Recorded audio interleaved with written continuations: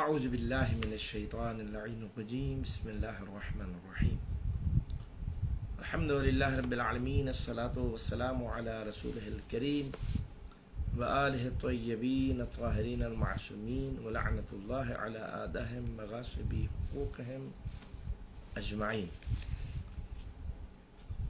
اما بعد فقال سبحانہ وتعالی فی کتابہ المبین بسم اللہ الرحمن الرحیم یا ایہا الذین آمنوا کتب علیکم الصیام کما کتب علی الذین من قبلکم لعلکم تتقون. صدق اللہ مولانا العلی العظیم. حاضرین و ناظرین السلام علیکم. تحفہ یاری علیہ السلام مدد. آج 3 رمضان المبارک ہے. الحمدللہ ثم الحمدللہ. جو لوگ، جو دوست، جو بہن بھائی، جو بیٹے بیٹیاں اور اس ماہ مبارک کے فیوز و برکات سے مستفیض ہو رہے ہیں ان کے لیے مبارک ہے، اور جو ابھی تک متوجہ نہیں ہوئے ان کے لیے استدعا ہے کہ وہ خدا را متوجہ ہو جائیں. کل ہم نے اپنی گفتگو کا ماہ مبارک سن 2022 بمطابق 1443 ہجری گفتگو کا آغاز کیا تھا، اور ہم نے آپ کی خدمت میں عرض کیا تھا کہ ہمیں بحیثیت محب اہل بیت علیہ السلام کن کن چیزوں کو اپنے ساتھ مربوط کرنے کی ضرورت ہے.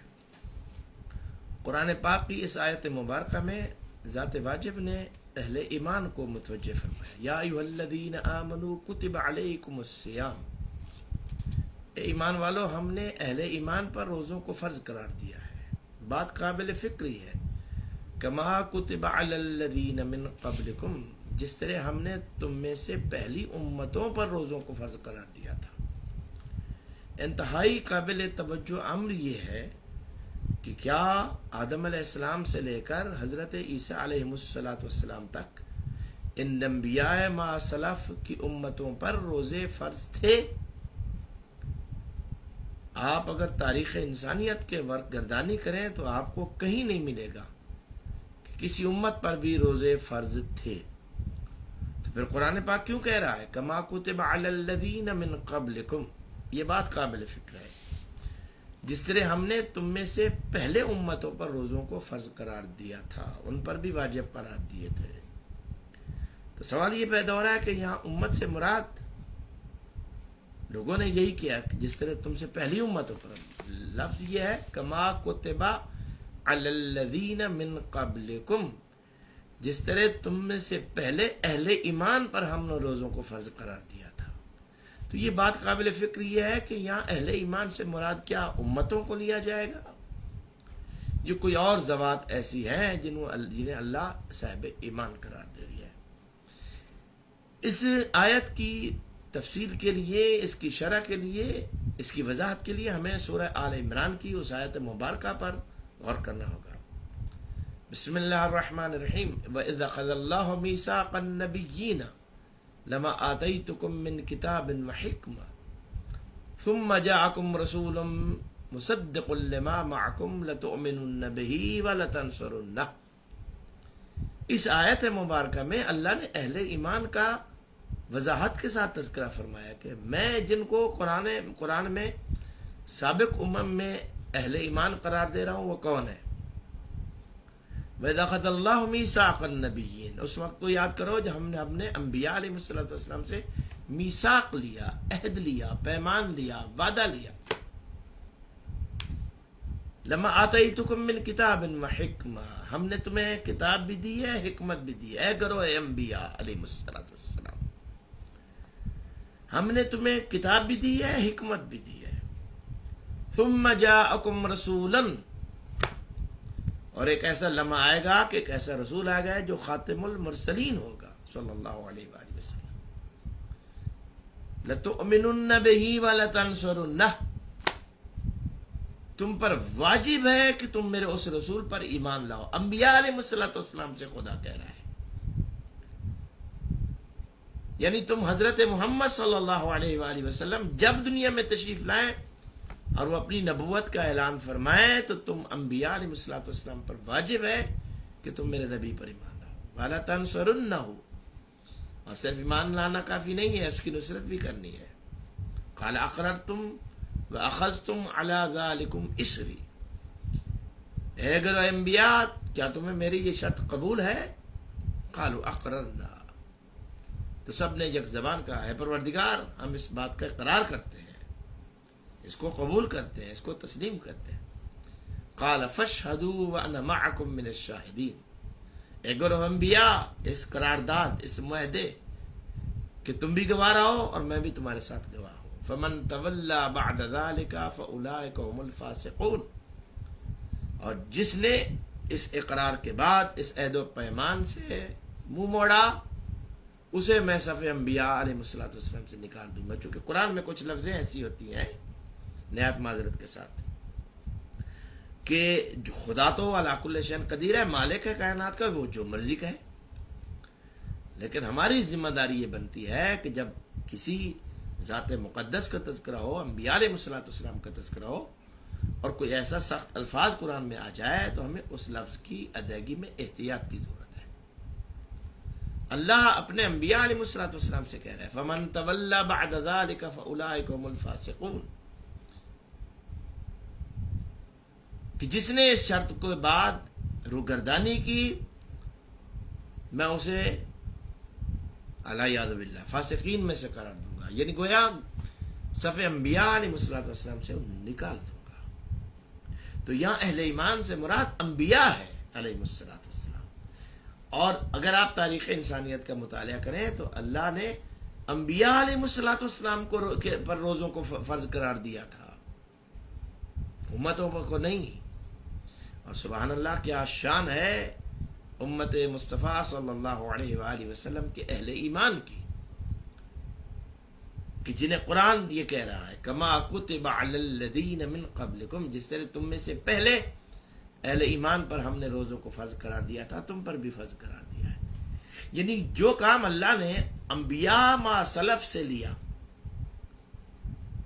وہی کام اللہ ہم سے لینا چاہتا ہے۔ تو آپ خود سوچئے گا، خود فیصلہ کیجئے گا کہ ماہ مبارک اور روزہ کتنی عظیم عبادت ہے کہ جو ذات واجب علی کل شیء قدیر نے اپنے انبیاء علیہ الصلوۃ والسلام سے جس عمل کا حکم کیا وہی خدا ہم سے کر رہا ہے۔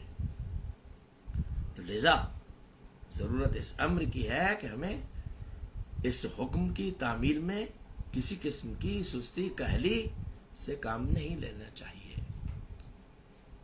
آج ہم کوشش کریں گے کہ اس مختصر سے درس میں عظمت رمضان روزے کی اہمیت پر کچھ گزارشات پیش کریں، اور انشاءاللہ روز کوشش کریں گے کہ آپ کی خدمت میں حاضر ہو کر اس سلسلے میں اپنی گزارشات پیش کرتے رہیں۔ معصوم فرماتے ہیں علیہ الصلوۃ والسلام کہ دو چیزیں انسان ان کا جتنا بھی شکر ادا کرے کم ہے، اور یہ دونوں لوگوں کی مغفرت کے اسباب مہیا کرتے ہیں۔ ایک بیت اللہ اور دوسرا شہر اللہ، کعبہ، یہ بھی لوگوں کی مغفرت کا سبب اور موجب ہے، اور شہر اللہ یعنی شہر رمضان، رمضان المبارک کا مہینہ، یہ بھی لوگوں کی مغفرت کا موجب ہے، اسے شہر اللہ قرار دیا گیا ہے۔ اس لیے اسے شہر اللہ قرار دیا ہے چونکہ اس مہینے میں بندہ اپنے پروردگار کا مہمان ہوتا ہے۔ آپ ذرا غور کیجئے گا اس عمل کی طرف، بندہ اپنے اللہ کا مہمان ہوتا ہے۔ اب آپ ذرا اپنی میزبانی پر غور کیجئے گا کہ اگر جب آپ کسی مہمان کے میزبان ہوں تو آپ اس کے لیے کیا کچھ نہیں کرتے؟ میزبان کمزور سے کمزور تر کیوں نہ ہو، وہ اپنے مہمان کی خدمت کے لیے آخری حد تک کوشش کرتا ہے جو اس کی اپروچ میں ہوتا ہے، جو اس کی پہنچ میں ہوتا ہے۔ یعنی گویا اپنے خدمت کی آخری درجے تک وہ کوشش کرتا ہے کہ میں اپنے مہمان کی خدمت گزاری میں اسے خرچ کر دوں۔ اب ذرا غور کیجئے کہ جب آپ اس ذات واجب کے مہمان ہوں گے جو علی کل شیء قدیر ہے، جو مالک الملک ہے، کون سی کائنات کی شے ہے جو اس کی دسترس میں نہیں ہے؟ کون سی کائنات کی ایسی چیز ہیں جو اس کے کنٹرول سے باہر ہے؟ ہر شے کا مالک ہے۔ تو جب اس کے دسترخوان پر آپ مہمان بن کے جائیں گے تو اس کا لطف، اس کا کرم، اس کے فیوزات جن کو انسان سوچ بھی نہیں سکتا، یہ چھوٹا سا عقل، یہ چھوٹا سا شعور اس کا ادراک کر ہی نہیں سکتا کہ ہم اپنے پروردگار کے اس لطف و کرم کا کتنا ادراک کر سکتے ہیں۔ عزیزان گرامی، اس لیے اسے شہر المغفرہ، مغفرت کا مہینہ قرار دیا۔ حضرت امام جعفر صادق علیہ السلام کا ارشاد مقدس ہے، من لم یغفر له فی شہر رمضان لم یغفر له الی قائل الا ان یشرفہ۔ فرمایا جو بندہ ماہ مبارک رمضان المبارک میں اپنی بخشش قرار نہ کرا سکا تو کسی اور مہینے میں کیا بخشا جائے گا؟ ہاں، اگر وہ مقام عرفہ پر جا کر اپنی مغفرت اور بخشش کی دعا مانگے تو وہ ایک الگ بحث ہے۔ یعنی مقام عرفہ جب آپ حج پہ جائیں، مقام عرفات، وہاں پر دعا قبول ہوتی ہے، وہاں پر انسان کے گناہوں کو معاف کیا جاتا ہے۔ اصول کافی میں یہ حدیث ہے چھٹے امام علیہ السلام سے۔ اب سوال یہ پیدا ہوتا ہے کہ ہر بندے کی تو بیچارے کی مجال ہی نہیں ہے کہ وہ مقام عرفات تک پہنچ سکے، ہر بندے کی تو اپروچ میں بھی نہیں ہے کہ قطعاً کہ وہ مقام عرفات پہ جائے اور اپنے گناہوں کی بخشش و مغفرت کا وہاں پر طلب کر سکے۔ تو یہ ماہ مبارک رمضان المبارک آپ کے لیے پروردگار نے یہیں آپ کے گھر کی چوکھٹ پر، دہلیز پر اپنے مہینے کو بھیجا ہے تاکہ تم اپنی مغفرت کا بندوبست کر سکو۔ عزیزان گرامی، لہذا ہم ان اوقات کو غنیمت جانتے ہوئے ان لمحات کی، ان ساعات کی، ان گھڑیوں کی بھرپور قدر کرنی چاہیے۔ معصوم علیہ السلام کا ارشاد مقدس ہے کہ اس سے بہتر تمہارے لیے کیا ہوگا کہ تمہارا ماہ مبارک رمضان المبارک میں کیا ہوا ہر عمل کئی گنا زیادہ شمار کیا جاتا ہے۔ عزیزان گرامی، کیوں؟ معصوم فرماتے ہیں اس لیے آپ خود بتائیں، خود فیصلہ کریں، کیا کوئی عمل بغیر نیت کے بھی شمار کیا جاتا ہے؟ کیا بغیر نیت کے اسے عبادت قرار دیا جا سکتا ہے؟ جواب نہیں میں ہوگا، نفی میں ہوگا، ہرگز نہیں۔ نماز بغیر نیت کے نہیں ہے، روزہ بغیر نیت کے نہیں ہے، حج بغیر نیت کے نہیں ہے، زکوٰۃ خمس بغیر نیت کے عبادت ہو ہی نہیں سکتی۔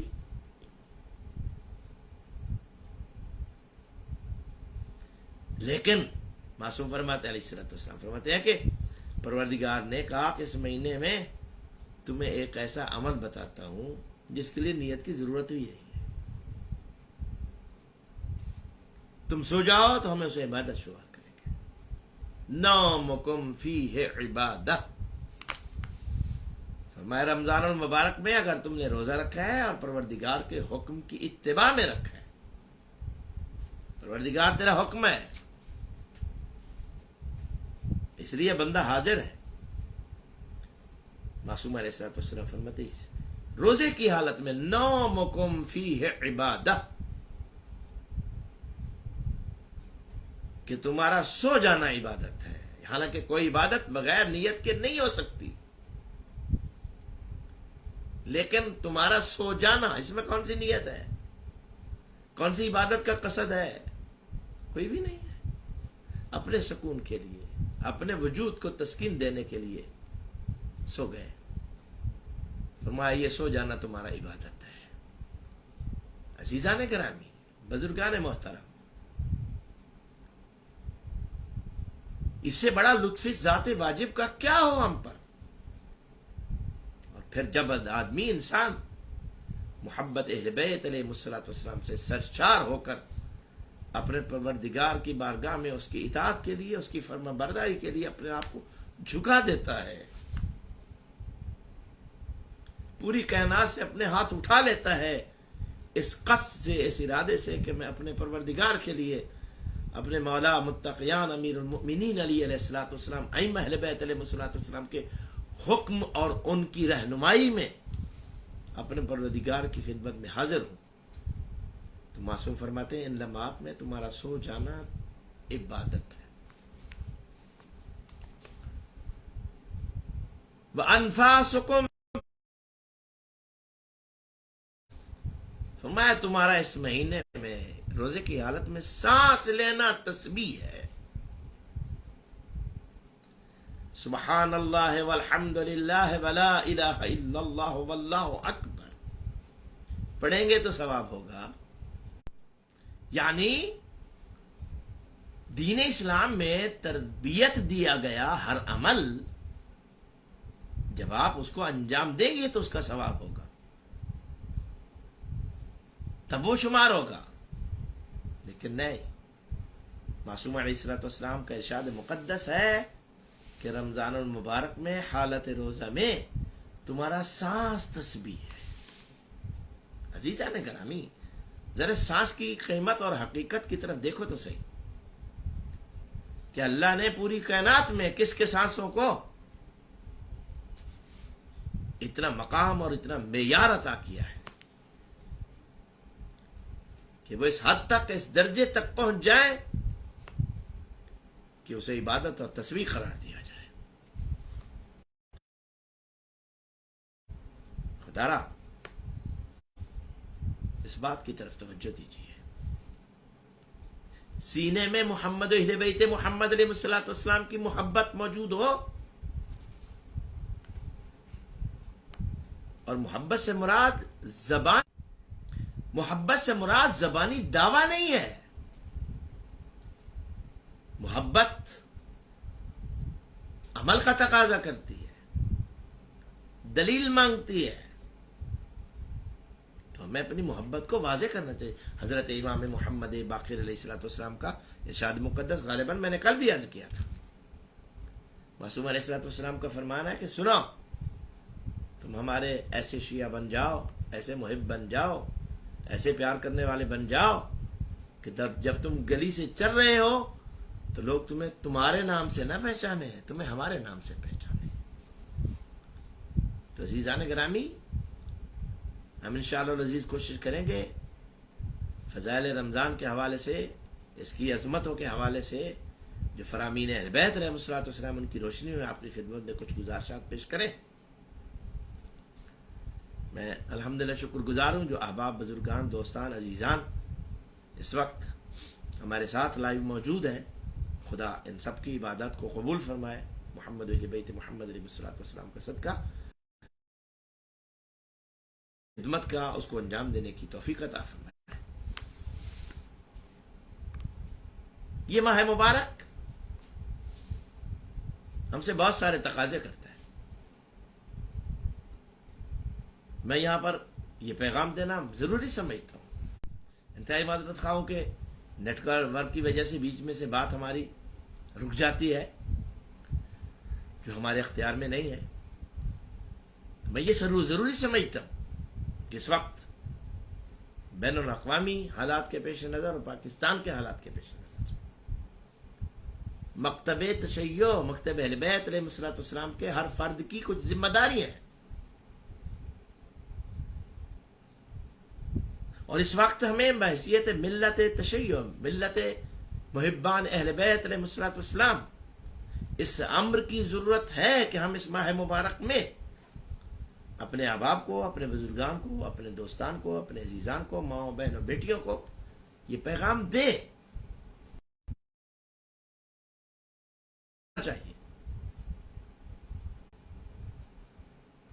روزہ صرف اس بات کا نام نہیں ہے کہ ہم نے ایک خاص گھڑی اور ساتھ میں اپنا کھانا پینا بند کر دیا تو بس ٹھیک ہے روزہ شروع ہو گیا. نہیں بھائی،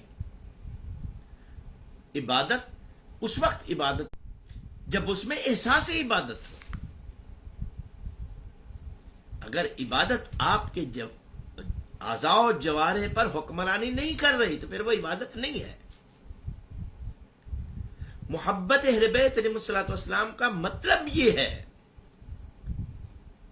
کہ ہمارے وجود پر ان کی حکمرانی ہو، ہمارے اعضاء و جوارح پر ان کی حکمرانی ہو. یہ محبت ہے. خرد نے کہہ بھی دیا لا الہ تو کیا حاصل، دل و نگاہ مسلمان نہیں تو کچھ بھی نہیں. عزیزان گرامی، ہم ضروری سمجھتے ہیں مجلس اتحاد المومنین پاکستان ہم بھرپور کوشش کر رہے ہیں کہ اپنے اہل ایمان بھائیوں کو اکٹھا کیا جائے، مجتمع کیا جائے. اس وقت آپ پاکستان کے حالات کو دیکھ رہے ہیں کہ جو لوگ ایک دوسرے کو گالیاں دیتے تھے وہ بھی ایک سٹیج پر کھڑے ہو گئے اپنے مفادات کی خاطر. تو کیا ہم مکتب اہل بیت علیہ السلام سے تعلق رکھنے والے افراد محبت اہل بیت میں اکٹھے نہیں ہو سکتے؟ ولایت آل محمد علیہ السلام پر اکٹھے نہیں ہو سکتے؟ عزاداری سید الشہداء حضرت امام حسین علیہ السلام پر اکٹھے نہیں ہو سکتے؟ ہو سکتے ہیں اگر چند مفاد پرست اور چند اپنی ذاتیات کے اسیر گرفتار لوگوں کی ہم باتوں کو پس پش ڈال دیں اور صرف یوں سوچنا شروع کر دیں کہ ہماری بحیثیت محب اہل بیت علیہ السلام کی کیا ذمہ داری ہے، تو یقیناً دنیا کی کوئی طاقت ہمیں ایک دوسرے سے الگ اور جدا نہیں کر سکتی.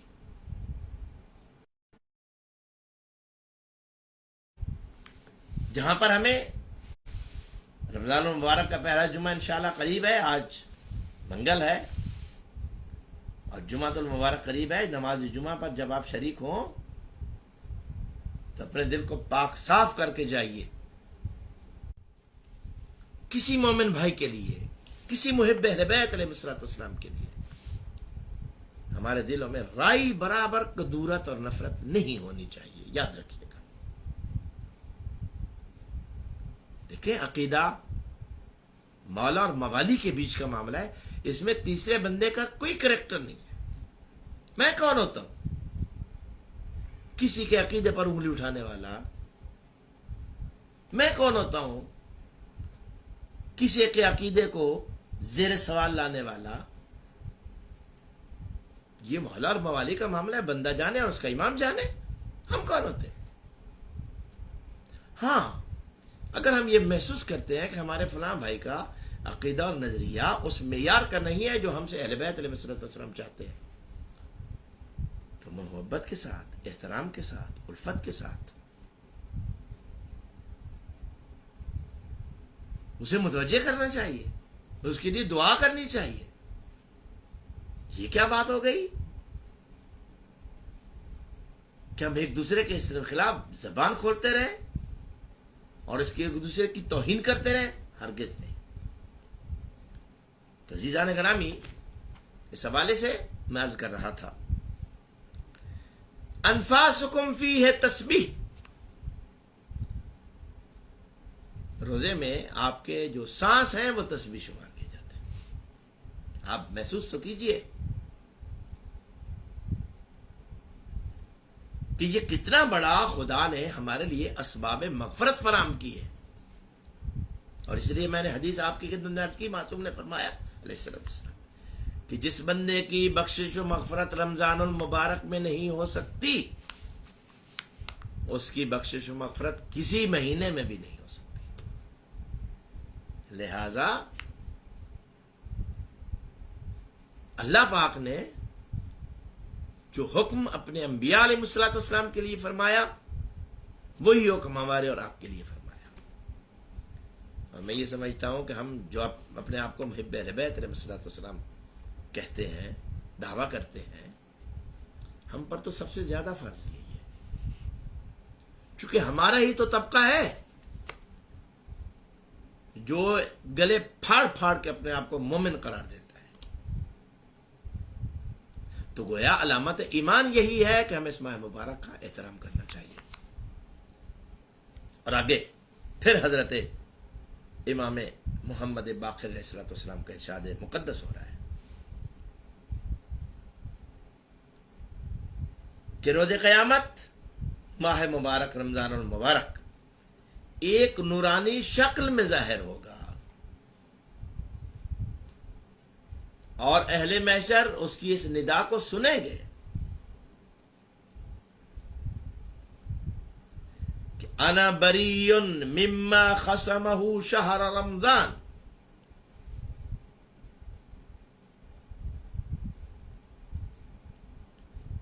انا بری، میں بری ہوں، دستبردار ہوں، لا تعلق ہوں، ممن خصمہ شہر رمضان، کہ جس بندے نے رمضان المبارک کے مہینے کو ناراض کر دیا میں اس سے بری ہوں. عزیزان گرامی، گویا کہ رمضان المبارک کو ہمیں ناراض نہیں کرنا، اور اس کے معنی یہ ہے، اور اس کے مطلب یہ، مقصد یہ ہے کہ ہم اس مہینے کا بھرپور احترام کرنا ہے. کیا اس سے بڑی، اس ماہ مبارک کی اس سے بڑی عظمت کیا ہو کہ معصوم علیہ الصلوۃ والسلام فرماتے کہ اس مہینے میں مستحب انجام دیا گیا عمل واجب کا درجہ رکھتا ہے. ایسے سمجھے انسان کہ میں نے واجب عمل قرار دیا ہے، اور جو واجب ہے اس کا اس ماہ مبارک میں انجام دینا اس کا 70 گنا ثواب ہے. اس لیے کوشش کرو کہ روزے کی حالت میں تلاوت قرآن پاک انجام دو. اپنے ہاتھوں کو، اپنی آنکھوں کو، اپنی زبان کو، پورے اعضاء و جوارح کو اپنے قابو میں رکھو اور آل محمد علیہ الصلوۃ والسلام کی اتباع میں رکھیں. اس کے ساتھ میں دعا گو ہوں، انشاءاللہ زیادہ دیر آپ کو زحمت نہیں دوں گا، مختصر سی درس کا سلسلہ ہے، چاہتا ہوں کہ جاری رہے. دعا گو ہوں کہ مولا بحق محمد اہل بیت محمد علیہ الصلوۃ والسلام ہمیں اس ماہ مبارک کے فیوز و برکات کو حاصل کرنے کی توفیق عطا فرمائے.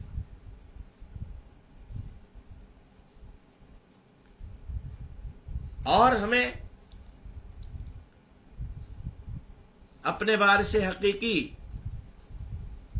چونکہ میں ہر روز، آپ کو معلوم ہے کہ آپ کی خدمت میں ہر روز ایک حدیث،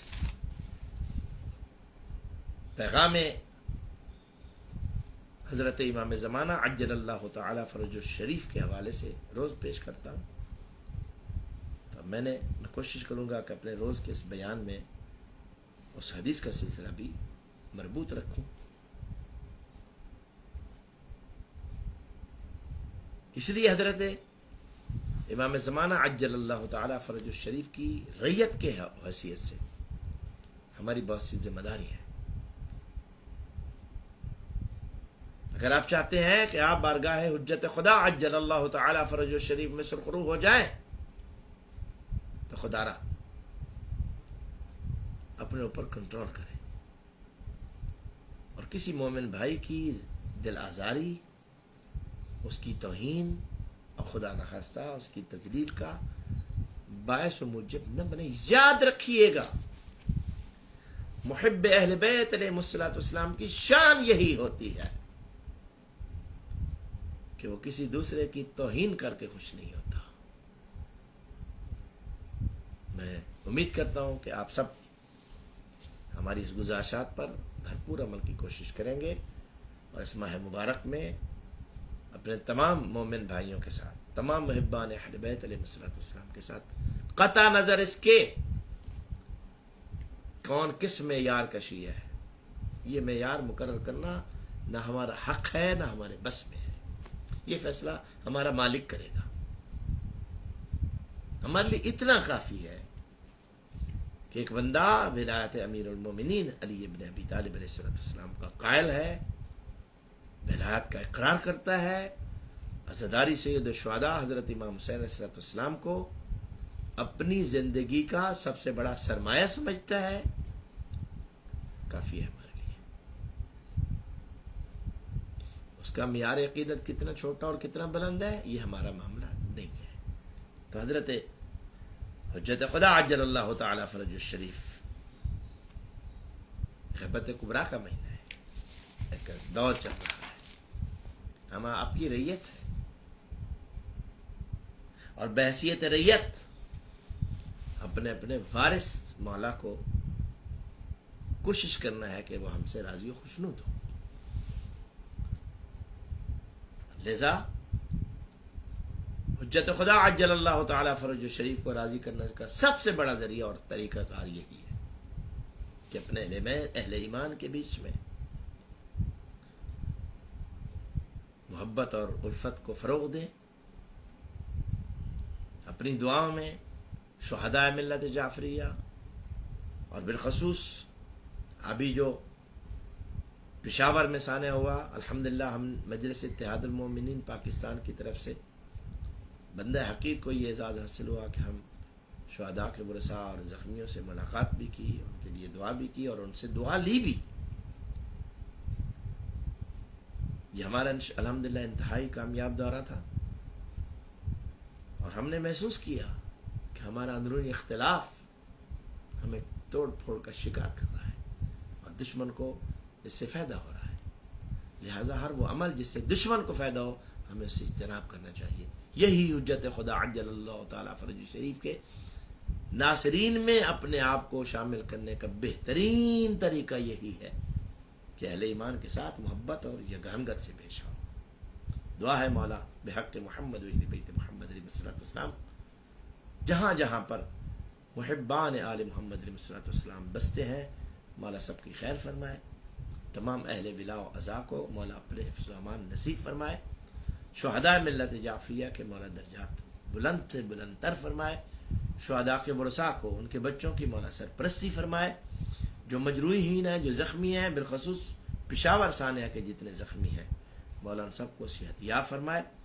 اور میں سمجھتا ہوں کہ ہمیں اپنے ان دوستوں کو، اپنے بھائیوں کو اپنی ہر دعا میں یاد رکھنا چاہیے ماہ مبارک میں، اور بالخصوص شہداء اور مجروحین کو اور ان کے ورثاء کے لیے، اور دنیا بھر کے تمام محبان اہل بیت علیہ السلام، اور بالخصوص سعودی عرب میں ابھی جو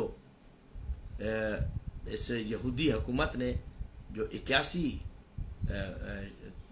محبان اہل بیت علیہ السلام کے سر قلم کیے تھے، ہم ان کے لیے بھی دعا گواہ ہیں کہ مولا ان کے ورثاء کو بھی صبر عطا فرمائے اور وہ وقت جلد آئے کہ ہمارا وارث عجل اللہ تعالی فرج الشریف اپنے ہر محب کا اور اپنی جد کے انتقام لے سکے. آمین ثم آمین. والسلام علیکم ورحمۃ اللہ وبرکاتہ.